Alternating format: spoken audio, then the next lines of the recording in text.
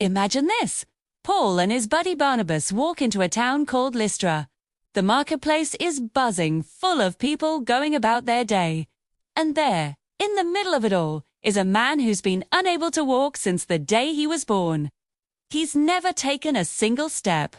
He's listening intently as Paul speaks, his eyes locked on him. Paul looks right back at him and sees something incredible in his eyes. Faith, just pure, unwavering belief that he could be healed. So, Paul's voice rings out, "Stand up on your feet." In that instant, the man leaps up. Not a wobble, not a stumble. He just springs to his feet and starts walking, then jumping, completely overwhelmed with joy. The crowd goes wild, but they get the wrong idea. They start shouting that Paul and Barnabas are gods who've come down to visit them. It's a powerful moment, showing just how quickly a miracle can change everything.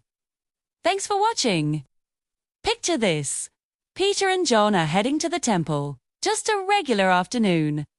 Right by the gate, there's a man who's been unable to walk since birth.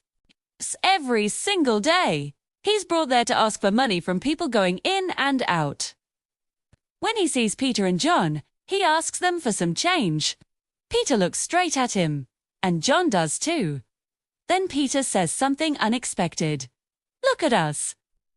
The man looks up, probably thinking he's about to get a few coins.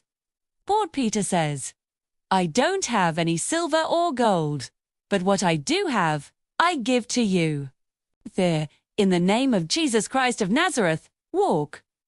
Then Peter reaches out, takes the man by the right hand, and helps him up. Instantly, the man's feet and ankles become strong.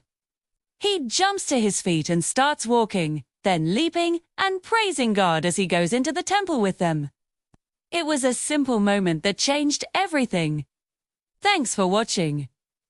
If this story moved you, don't forget to like and subscribe for more.